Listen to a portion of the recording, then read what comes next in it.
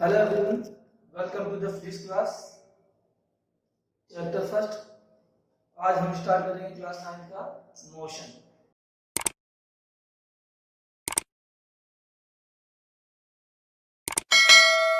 तो first of all we should to know that what is motion. So motion is the phenomena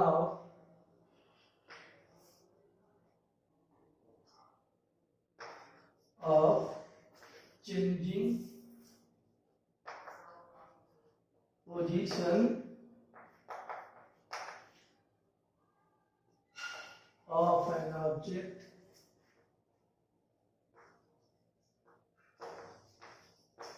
with respect to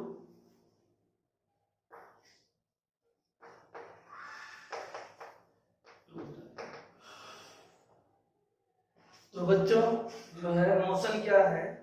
motion is the phenomena of changing position of an object with the respect of time। यानी जब भी कोई वस्तु समय के साथ अपनी स्थिति में परिवर्तन करती है तो वह गति की अवस्था में होती है। ठीक है, तो बच्चों इस चैप्टर में हम आगे डिस्कस करेंगे मोशन से रिलेटेड चीजों के बारे में, लेकिन उससे पहले हम आपको कुछ बेसिक 4 चीजें हैं उसको हम बताना चाहेंगे, जो कि आपका फिजिक्स क्या होती है, फिजिकल क्वांटिटी क्या होती है, टाइप्स ऑफ फिजिकल क्वांटिटीज और यूनिटरी सिस्टम। ठीक है, तो सबसे पहले देखिए फिजिक्स क्या है।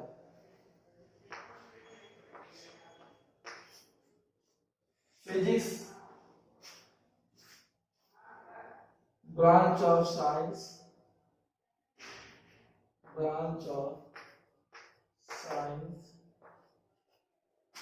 that deals with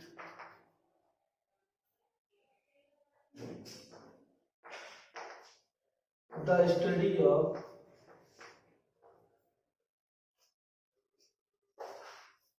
natural phenomena।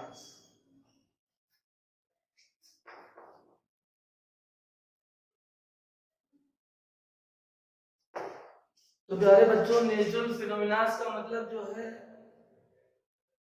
आपका स्ट्रॉन्ग वगैरह और जो है साइक्लोन, इन सब चीजों से ही नहीं है, बल्कि जो है हमारे डेली रूटीन में जो वर्क होते हैं, जो हम अपने आसपास की चीजें देखते हैं, वो सब क्या है? नेचुरल फिनोमिना है। अंडरस्टैंड? नेचुरल फिनोमिना जो है, जो जैसे कि आपका पेड़ का झड़ना, पत्तियों का झड़ना, पेड़ का बड़ा होना, यानी नेचर से related anything with related to the nature is called natural phenomena. Understand? ठीक है, नेक्स्ट देखिए क्या है, physical quantities. Physical quantities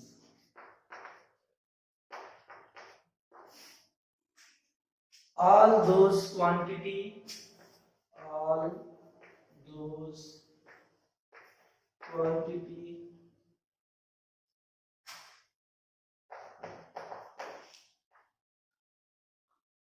which can be measured।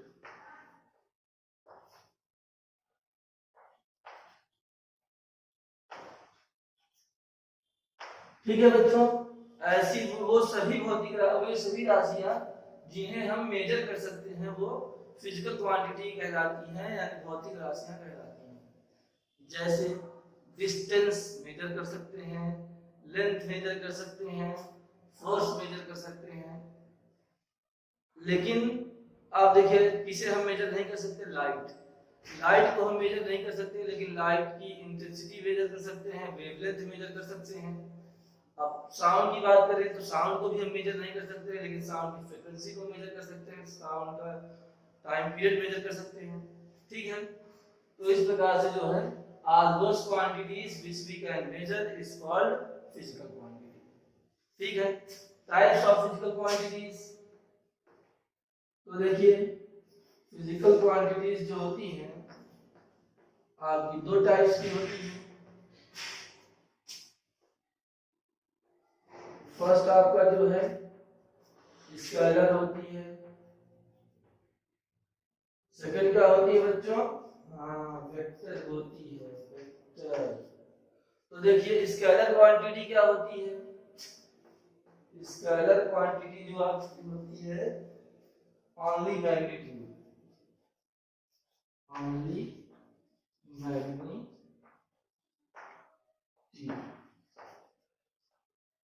और इसमें जो है वेक्टर क्वांटिटी क्या होती है? बोथ मैग्नीट्यूड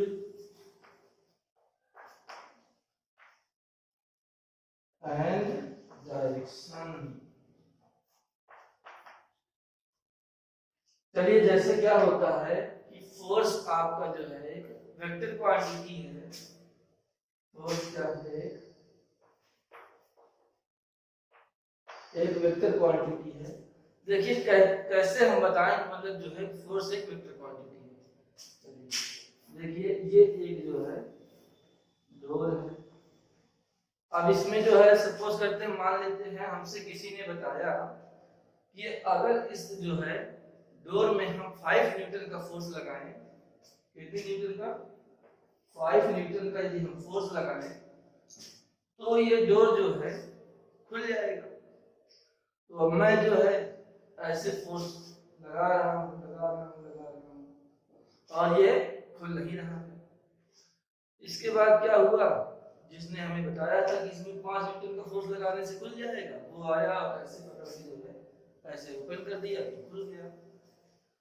तो देखिए, इससे हमें ये पता चलता है कि डायरेक्शन का जो है बहुत बड़ा इफेक्ट होता है। तो इसलिए सही डायरेक्शन में फोर्स लगाने से जो है डोर खुल गया। तो इसलिए वेक्टर क्वांटिटीज वो होती हैं जिसमें मैग्नीट्यूड और डायरेक्शन दोनों होता है। यानी देखिए, यहाँ मैग्नीट्यूड और डायरेक्शन दोनों की बात हो गई। अंडरस्टैंड? देखिए नेक्स्ट जो हम एक एग्जांपल और देख लेते हैं।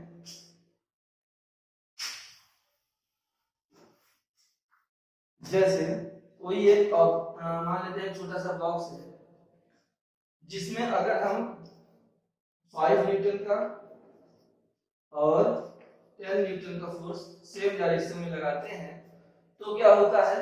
इस ऑब्जेक्ट पे 15 न्यूटन का बल लगता है और ये ऑब्जेक्ट को यदि हम पुश करना चाहें तो काफी दूर तक पुश कर सकते हैं।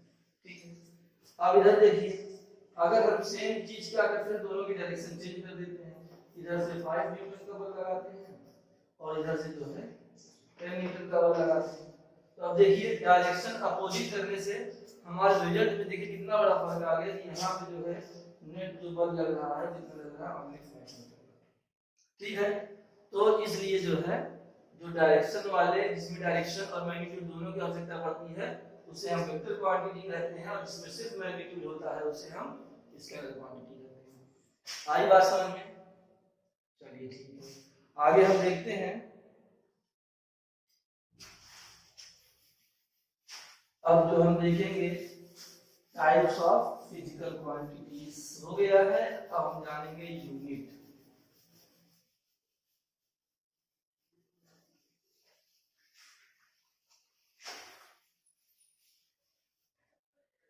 देखिए, अब जो हमारा यूनिट होता है, यूनिट क्या होता है? Unit is a reference standard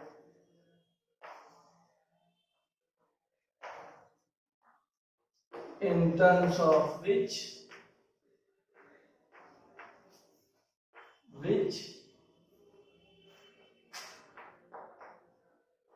anything can be measured।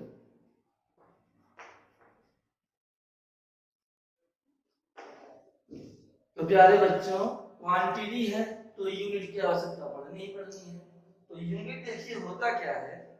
Unit is a reference standard. Unit एक क्या होता है? रेफरेंस होता है, स्टैंडर्ड होता है, जिसकी सहायता से हम किसी चीजों को मेजर करते हैं। जिसमें किसी चीजों को मेजर करते हैं उसे हम जो है यूनिट कहते हैं। अंडरस्टैंड? जैसे लेंथ, लेंथ की यूनिट क्या होती है? मीटर होती है, और मीटर होती है, सेंटीमीटर होती है, किलोमीटर होती है। इसी प्रकार से टाइम का जो है सेकंड होता है, मिनट होता है और आवर होता है। ठीक है, इस टाइप से जो है यूनिट्स हमारी होती है। अब देखिए हम नेक्स्ट जो डिस्कस करेंगे वो क्या डिस्कस करेंगे, यूनिट के बाद क्या है, सिस्टम।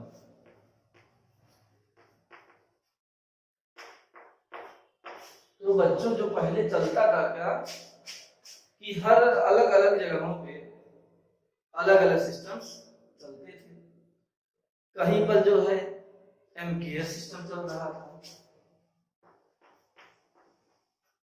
कहीं पर सीजीएस सिस्टम चल रहा था और कहीं पर एफपीएस सिस्टम चल रहा था। तो देखिए ये एमकेएस सिस्टम, सीजीएस सिस्टम और ये सब क्या है, तो देखिए length,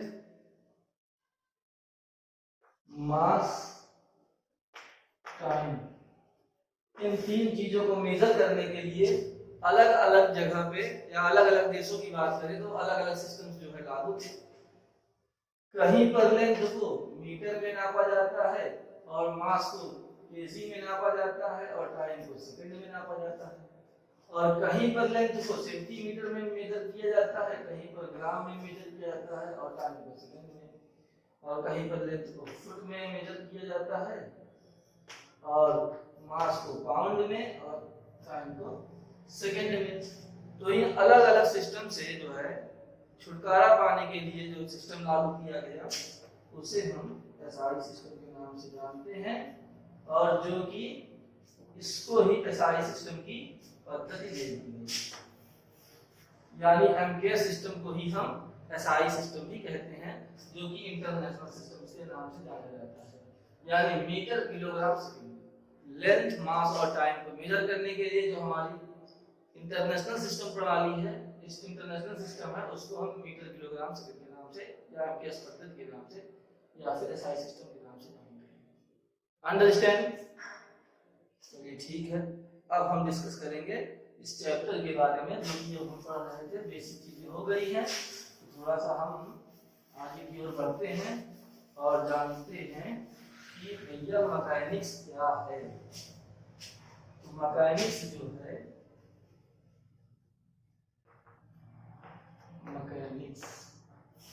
mechanics the branch of physics, the branch of physics that deals with the study of motion। तो आया बच्चों, पता चला कि मैकेनिक्स क्या होता है। मैकेनिक्स क्या है, फिजिक्स की ऐसी ब्रांच है जिसमें हम मोशन के बारे में स्टडी करते हैं, उसे क्या कहते हैं, मैकेनिक्स। ठीक है, मैकेनिक्स समझ में आ गया है, चलिए वेरी गुड। अब हम जानते हैं कि distance and displacement, distance displacement,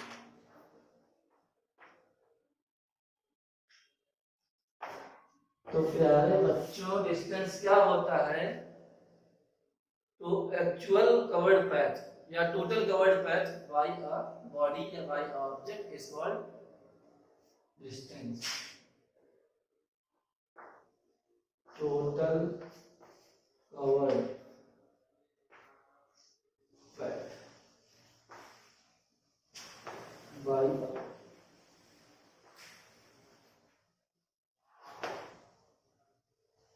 यानी जितनी जो है पैथ या जितना भी मार्ग या जितना पैथ हम कवर करते हैं उसको हम क्या बोलते हैं, distance.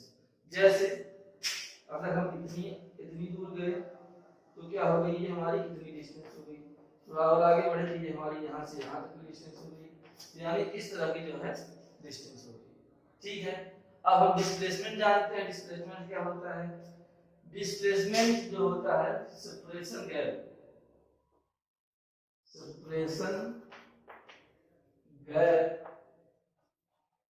between final and initial point।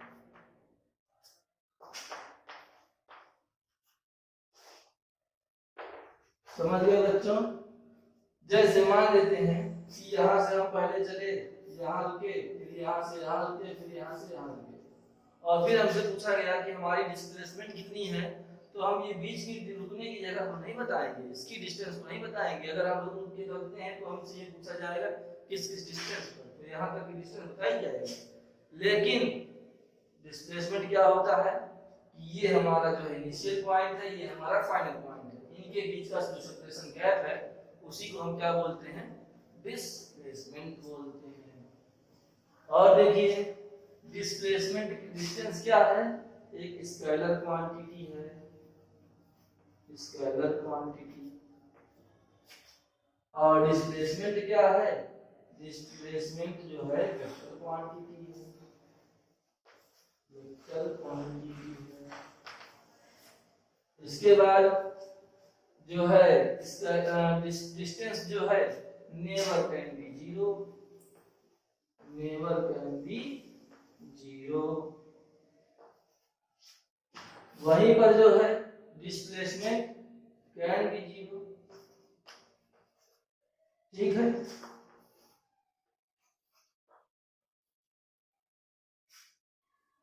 आई बात समझ में? चलिए अब आप कहेंगे सर कैसे ऐसे हो जाता है कि जो है ये हम कैसे कहते हैं कि ये स्केलर क्वांटिटी है, ये हम कैसे कहते हैं कि ये वेक्टर क्वांटिटी है, और ये हम कैसे मान लें कि ये जीरो हो सकता है, ये जीरो नहीं हो सकता है, और ये जीरो हो सकता है। तो ये देख लेते हैं, कहीं जाने की जल्दी तो है नहीं, तो आराम से समझिए और देखते रहिए।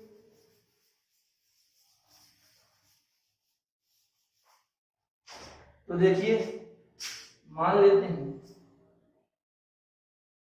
कि यहां से पहले जो है हम गए 5 किलोमीटर सीधे, फिर इसके बाद यहां से हम 5 किलोमीटर इधर चले आए, ठीक है। और इसके बाद जो है फिर एक व्यक्ति यहाँ से 5 किलोमीटर यहाँ आया, और फिर वही व्यक्ति 5 किलोमीटर यहाँ आया। फिर जो है दूसरा व्यक्ति क्या करता है, मान लेते हैं यहाँ से चला और इस रास्ते से ऐसे आ गया इसके पास, ठीक है। और जिसकी डिस्टेंस मान लेते हैं हम 7 किलोमीटर है, ठीक है। चलिए ध्यान से देखिएगा कि डायरेक्शन का कितना बड़ा इफेक्ट पड़ता है और डिस्प्लेसमेंट। अब देखिए by the definition of distance, देखिए total covered path by a body is called distance. तो देखिए इसके द्वारा 5 किलोमीटर यहाँ चला गया, और फिर इसके बाद ये यहाँ से 5 किलोमीटर इधर आया, तो यहाँ से यहाँ तक की इसकी जो डिस्टेंस कवर्ड हुई वो कितने किलोमीटर की हो गई, 5 और प्लस 5 10। तो डिस्टेंस हमारी क्या हो गई, 10 किलोमीटर की, ठीक है। अब चलिए bye the definition of displacement, ठीक है।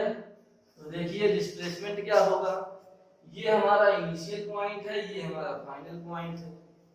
तो देखिए इनिशियल और फाइनल पॉइंट के बीच का जो गैप है वो कितना है, 7 किलोमीटर, ठीक है। तो इस तरह से जो है हम आई बात समझ में। अब आप कहेंगे ना कि जो है डिस्टेंस स्केलर क्वांटिटी है और डिस्प्लेसमेंट वेक्टर क्वांटिटी है, क्योंकि बच्चों देखो डायरेक्शन का कितना बड़ा फर्क पड़ा, डिस्टेंस में डायरेक्शन का कोई फर्क नहीं पड़ा, इसलिए वो जो है स्केलर क्वांटिटी है। और डिस्प्लेसमेंट में देखिए डायरेक्शन का कितना बड़ा फर्क पड़ा, तो ये क्या है, ये वेक्टर क्वांटिटी। आई बात समझ। चलिए अब आप कहेंगे सर जो है ये जो है आपका डिस्टेंस जीरो कभी क्यों नहीं होता है और डिस्प्लेसमेंट जीरो क्यों हो जाता है। चलिए ये भी देख लेते हैं। मान लेते हैं एक सर्कुलर पैथ है, ये एक सर्कुलर पैथ है, और ये जहाँ है ये यहाँ से आपका पड़ोसी जो है चलना स्टार्ट करता है, ठीक है।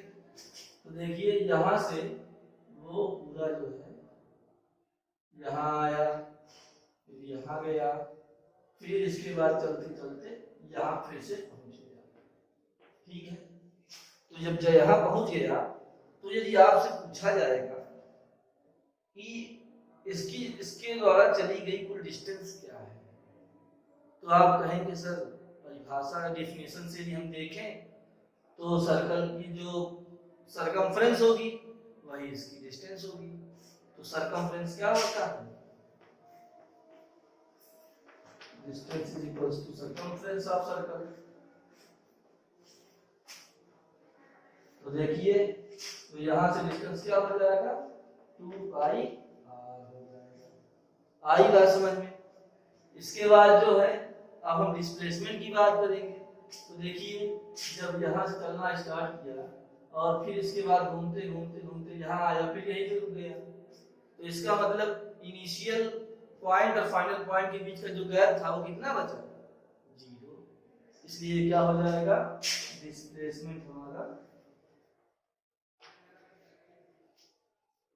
हो गया 0। आई बात समझ में? ठीक है, बढ़िया समझ में आ गया।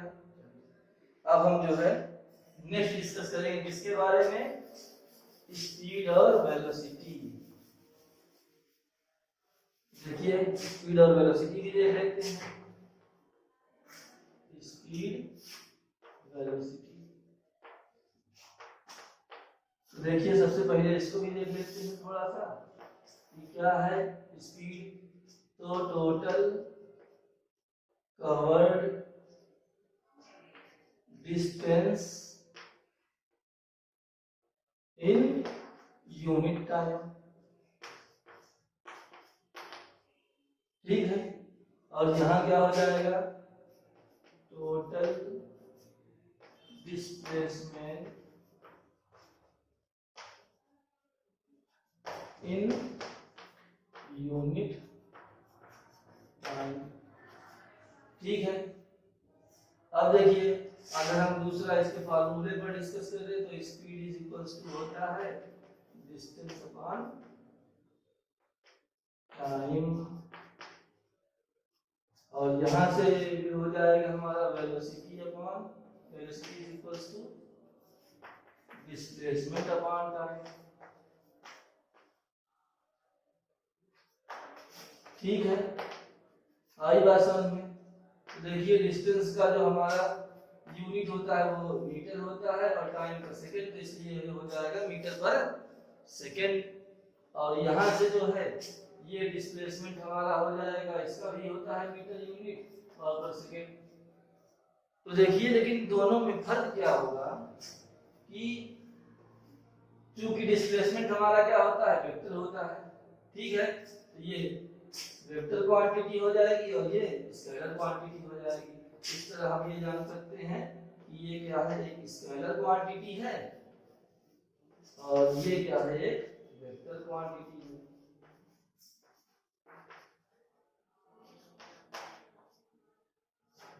आई बात समझ में? ठीक है, तो इस तरह से जो है हम इसको कर सकते हैं। अब देखिए, हम थोड़ा सा और आगे देख लेते हैं। क्या? Average velocity upon average velocity and average time, sorry average velocity and average speed.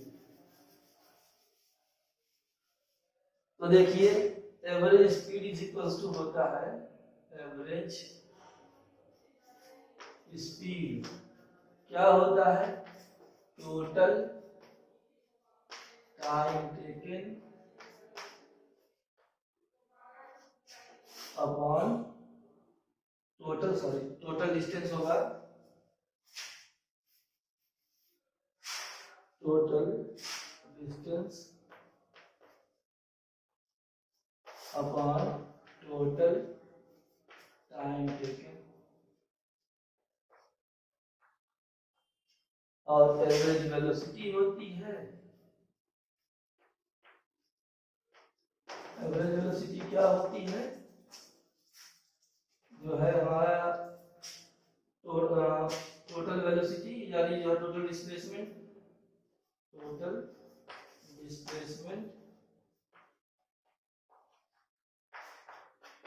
Upon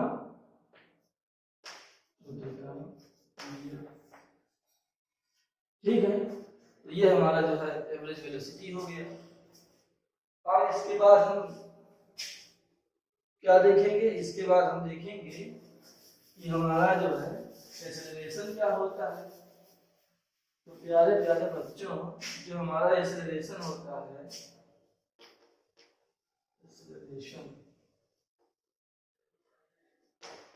acceleration होता है the rate change of velocity, the rate change of velocity.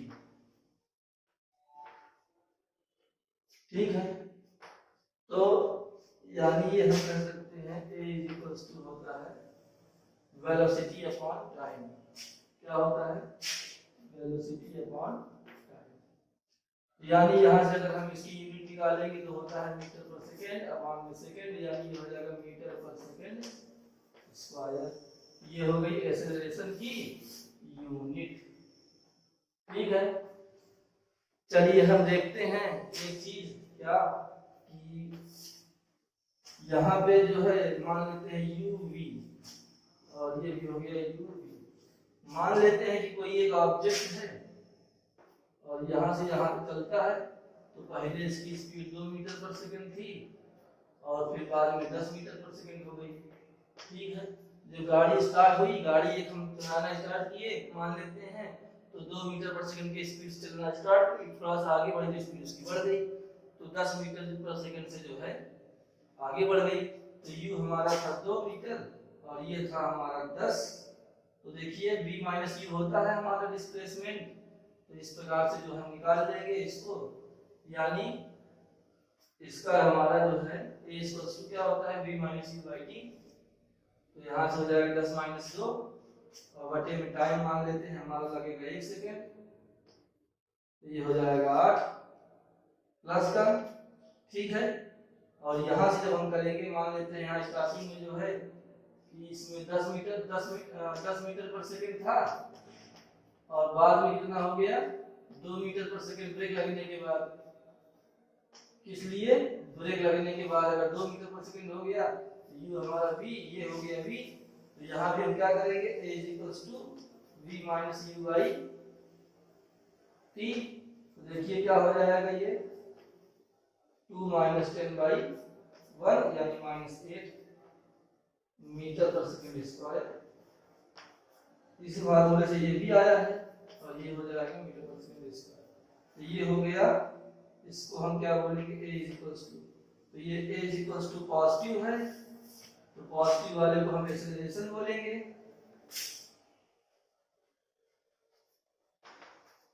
और ये निगेटिव वाला हो गया a, तो इसको हम क्या बोलेंगे, इसको बोलेंगे रिटार्डेशन। रिटार्डेशन, ठीक है। तो प्यारे बच्चों, इसको आप लोग ध्यान रखिएगा कि जो पॉजिटिव एक्सेलरेशन रहेगा उसको हम एक्सेलरेशन ही बोलेंगे और जो है निगेटिव वाले को हम क्या बोलेंगे, रिटार्डेशन। ठीक है, ये बात समझ में आ गई बढ़िया से। ठीक है, अब देखिए नेक्स्ट हम डिस्कस करेंगे मोशन के जो है यूनिफॉर्म और नॉन यूनिफॉर्म मोशन।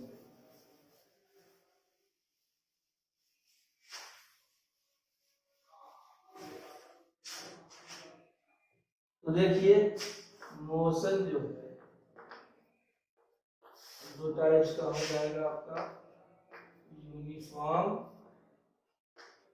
और नॉन यूनिफॉर्म। तो देखिए जो है, जो यूनिफॉर्म होगा इसमें क्या होगा, स्पीड हमारी कांस्टेंट होगी और यहां पर हमारी क्या होगी, स्पीड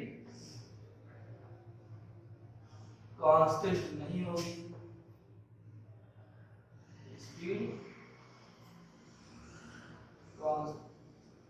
स्पीड कॉन्टिन्यूसली इंक्रीज और डिक्रीज। मतलब इसमें जो है स्पीड कांस्टेंट नहीं रहेगी, घटती और बढ़ती रहेगी। तो देखिए यहाँ पर हो जाएगा तब a इज इक्वल्स टू 0 और यहाँ पर हो जाएगा a does not equals to 0। आई बात समझ में? तो अब देखिए जब यहाँ a इक्वल्स टू 0 हो गया तो हमारा सिंपल सा फार्मूला हो जाएगा, speed is equals to distance upon time. लेकिन जब जो है a does not equals to 0 हो जाएगा तब हमारे a के लिए जो है काफी फार्मूला आएगा। देखिए वो क्या है, सबसे पहला जो है वो है v is equals to u plus at, दूसरा है s बराबर ut plus half at square, और थर्ड है v square is equals to u square plus 2as। ठीक है बच्चों, समझ में आ गया? तो देखिए आज हम यहीं तक जानेंगे और अगली वीडियो में हम आपको इसके आगे इस सब के डेरिवेशन के बारे में बताएंगे। ठीक है, तो आज की वीडियो के लिए thanks to all of you.